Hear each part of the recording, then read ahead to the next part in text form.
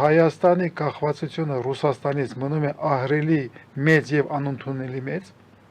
Այո։ Մենք պիտի լուծենք այդ խնդրը, բայց մենք կողմից պիտի կոնստատացնենք, որ արդիական իշխանությունները դա չեն անելու։ Արդիական իշխանությունները դա ձեռք է տալիս։ Դրա համար Հայաստանի կախվածությունը ահռելի մեծ է։ Հայաստանի կախվածությունը ռազմական ոլորտում շարունակվում է, մենք մնում ենք Ռուսաստանի ռազմական դաշնակից, դա անընդունելի է այս փոփոխող աշխարհում, բայց Նիկոլ Փաշինյանը որևէ բան չի փոխելու։ Դրա համար մտածել, որ կարող է ինչ-որ փոփոխություն ունենալ Ռուսաստանի հետ, չեմ կարծում։ Ռուսաստանը ամեն ինչ ձեռք է տալիս, Ռուսաստանի ռազմական ենթակառուցվածքը Հայաստանում մնում է, Ռուսաստանի ռազմական ներկայությունը Հայաստանում մնում է եւ Նիկոլ Փաշինյանը չի պատրաստվում որևէ փոփոխությունների գնալ։ Դրա համար ինչ կա այստեղ մտածելու։ Այստեղ մնացել է բոլոր ամեն ինչը կոնստանտայի վիճակում։ Նոր պարտավորություններ։ Նոր պարտավորությունները նույն հին ռազմավարական ուղղության վրա եւ Ռուսաստանը պարզ ասել է մեր երեսին, որ վերջի որոշումը մենք պիտի ունենք, որ պետական ինքնաշխատությունից պիտի հրաժարվենք դեռ դառնանք կայսրության նորից մաս։ Այդ քեզ երեսիդ ասել են, վաղուց են ասել, այստեղ փոփոխություններ չկա։ Այն որ դու դա չես ուզում լսել, դա քո խնդիրներն են։ Այստեղ Ռուսաստանի վարկը եւ քաղաքականությունը նույնիսկ չի փոխում։ Ռուսաստանը ժխտում է հետսովետական պետությունների, որ ունեն ինքնաիշխանության իրավունք։ Հայաստանը չի փոխում իր դիրքորոշումը։ Հայաստանը մնում է կախվածության մեջ, ես նորից կրկնեմ, եւ արդիական իշխանությունները փոփոխությունների չեն գնալու։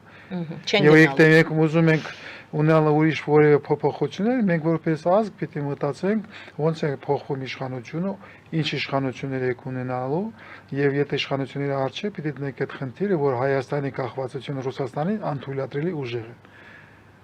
Այդ արդեն հասարակության խնդիրն է։ Ոնց ենք մենք ընտրությունների միջոցով լուծում այսօրվա իշխանությունների խնդրը, որոնք պատրաստ չեն լուծել հայկական ազգային շահերը պաշտպանելու փոխադարձի եւ ուրիշ մոտեցումներին։ Ես միշտ ասում եմ, եթե հիշում եք, որ Նիկոլ Փաշինյանը եղել է եւ մնում է Ռուսաստանի ռուսամետ քաղաքական գործիչ, այն մորալ մասկերով կան, որ մենք տեսնում ենք արևմտյան խոսակցությունը, ժողովրդավարական խոսակցությունը, դա լոկ խոսակցություններ են։ Հետսովետական Հայաստանը մնում է ավտորիտար երկիր, ավտորիտար երկրի սահմանադրություն ունեցող, այդպես ճիշտ կլինի ասել, որովհետև փառքաստով իմ հասարակությունը, իմ ժողովուրդը ոչ մի ժամանակ չի համաձայնվել այդ ստատուսով, միշտ պայքարել եք 30 տարվա ընթացքում, բայց քո սահմանադրությունը, քո պետական հաստատությունները, քո կառուցվածքը մնում է հետսովետական եւ ավտորիտար։ Եվ Նիկոլ Փաշինյանին դա դուր է գալիս։ Եթե մենք ուզում ենք փոփոխությունների գնալ, մենք պիտի դնենք լուրջ խնդիր, փոխենք իշխանությունները եւ ոչ թե փոխենք ուղղակի մի անձին փոխել ուրիշ անձով, բայց դնել եւ լուծել խնդրը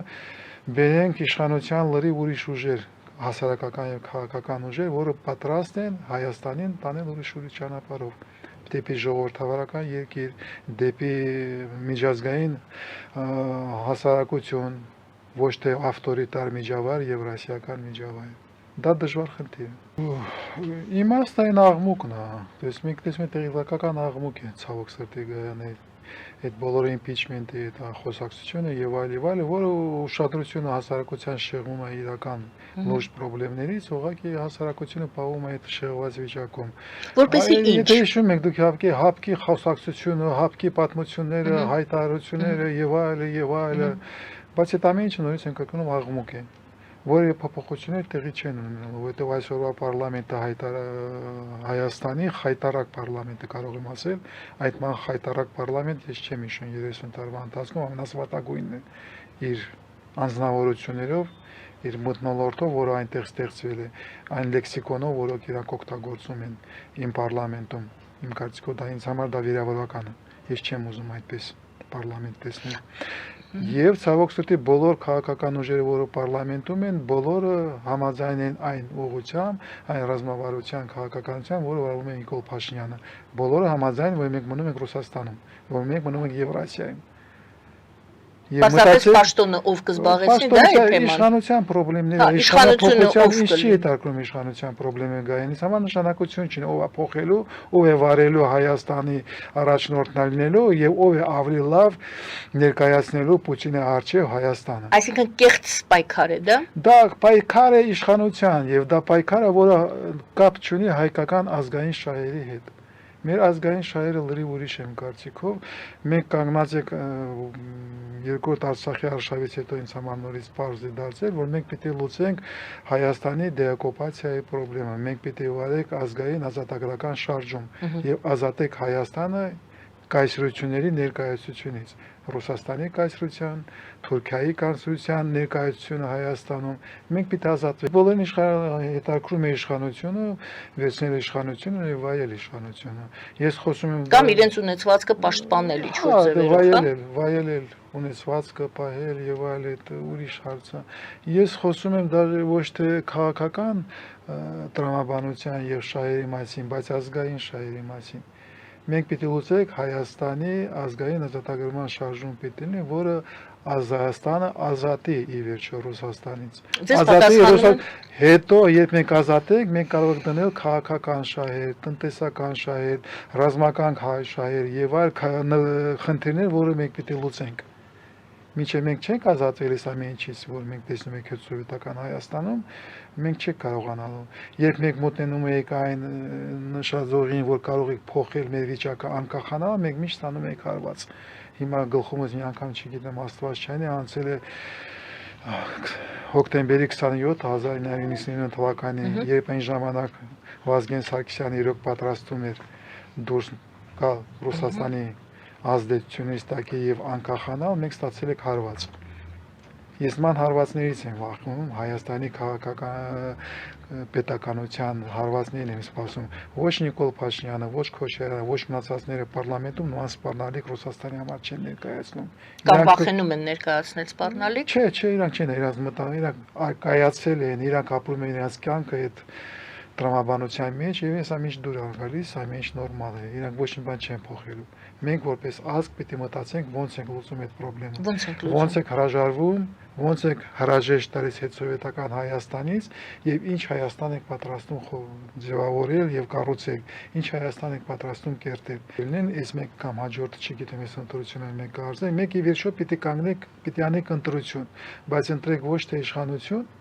ընտրենք ոչ թե առաջնորդներին իշխանություն վերցնելով, ոչ թե դաժե քաղաքական ուժեր, որ ուզում են վերցնել իշխանություն, բայց մենք պետք է փորձենք կառուցենք եւ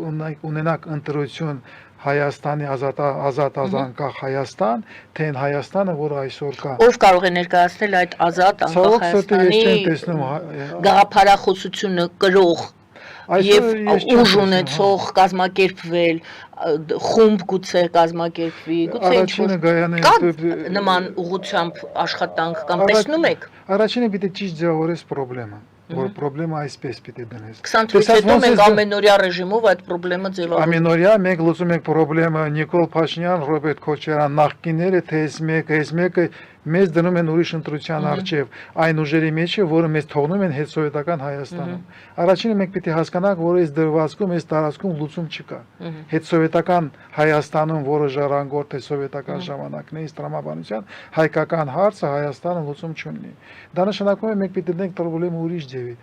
Դրվածքը խնդրի պիտի փոխվի, որ մենք պիտի ունենանք հետսովետական Հայաստանին հրաժեշտ տակ եւ կառուցենք ուրիշ Հայաստան։ Եվ դու խնդրումը ճիշտ ձևավորում ես, այդ ժամանակ դու ստանում ես հնարավորություն սկսել գտնել լուծում։ Այս հետսովետական Հայաստանում լուծում չկա։ Այս լուծման ճանապարհով դու կորցնում ես պետական ինքնաիշխանությունը։ Նորից եմ կրկնում, լավագույն դեպքում դառնում ես Բելարուսիա։ Դու պիտի հասկանաս, որ այստեղ լուծում չկա։ Լևոն Տեր-Պետրոսյանից սկսած Նիկոլ Փաշինյանից վերջացած առաջնորդների քաղաքական ուժերի մեջ լուծում չկա։ Մենք պիտի որպես ազգ ձևավորեք խնդիրը, մենք նախնդիրը ուրիշ ձևի, ոնց է կառուցում ուրիշ Հայաստան։ Եվ այդ ժամանակ կսկսեն ձևավորել նոր քաղաքական, հասարակական ուժեր, խմբեր, որը կդնեն այդ խնդրումը եւ կլուծեն այդ խնդրումը։ Փորձել լուծել խնդիրներ, որտեղ լուծում չկա, իմաստ չկա։ Եկեք դնենք այսպես։ Եվ վերջի ժամանակները, վերջի 2 տարի ես դրա մասին եմ խոսում։ Պիտի փոխվի խնդրի դրվածքը։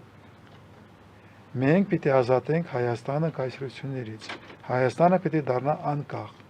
Ոնց եք դա անում։ Մինչև մենք այդ խնդրը չենք լուծել,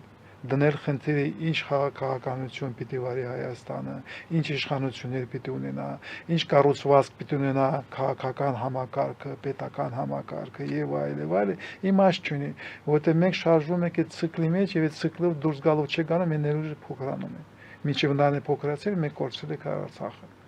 Եթե շարունակենք նույն ձևի մենք կորցնել ենք Հայաստանը։ Դրա համար խնդրի դրվածքը պիտի փոխվի եւ հույս ունեմ, որ կձևավորեն նոր քաղաքական ուժեր, նոր ասարակական կազմակերպություններ, ուժեր, որ այդ դրվածքը կընդունեն եւ սկսեն աշխատել։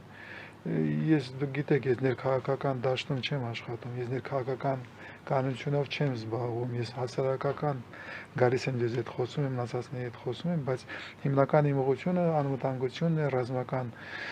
համակարգն է, ռազմական համակարգի անվտանգության համակարգի ձևավորումն է, տարածաշրջանային process-ներն են, բայց ես որպես փորձագետ տեսնում եմ, որ եթե մենք ուզում ենք ունենալ հզոր Հայաստան, անկախ Հայաստան, մենք պետք է դնենք լուծենք այդ խնդրը, եւ նորից եմ կրկնում այդ խնդրը ոչ թե իշխանափոխության խնդրեմ է, ոչ թե քաղաքական խնդրեմ է, բայց ազգային խնդրեմ է։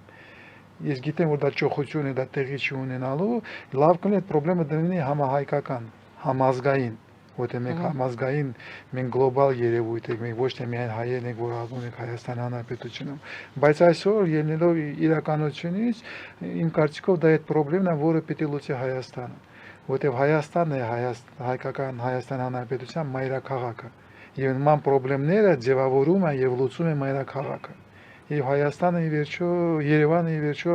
պիտի նորից հիշի, որ ինքը ոչ թե միայն 1 միլիոնանոց քաղաք է, որտեղ մեծ բիզնես է տեղի ունենում, տարածաշրջանային, պետական Հայաստանի մեջ ոչ թե միայն բիզնես կենտրոն է, բայց նաև մայրաքաղաք է։ Եվ լինելով մայրաքաղաք ինքը ունի քաղաքական եւ ազգանային գործունեություններ, ֆունկցիաներ, որ ինքը պետք է կատարի։ 1 միլիոն հայ, որը հավաքվել են Երևանում, պարտավոր են գտնել այդ առաջնորդներին, այդ 100 հոգուն, որը կարող է մտնել պարլամենտ եւ ձևավորեն ուրիշ Հայաստանի կերտման պրոյեկտը, մոտեցումը, տեսլականը։ Իմ կարծիքով դա Երևանի ֆունկցիաներն են։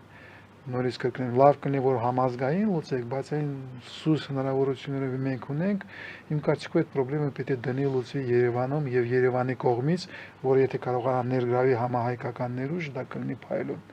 Բայց որպես առաջիկ քայլ նորից կրկնեմ, երևի ինձ համար եւ լսողների համար, դա մայրաքաղաքի ֆունկցիան է, քաղաքական եւ ազգային շահերը ձևավորելը։ Ես չեմ ուզում այդ բեռը դնել սահմանում ապրող գյուղացուն կամ քաղաքներին, գյուղերին, իրանք իրենց խնդիրները, իրենց քշիրը, ծանրությունը վերցրած իրենց ուսերի վրա տանում են, բայց Երևանը իմ կարծիքով իրան ֆունկցիաները չի կատարում։ Ի վերջո Երևանը պիտի հիշի, որ ինքը Երևան է, ողջ հայության մայրաքաղաքն է։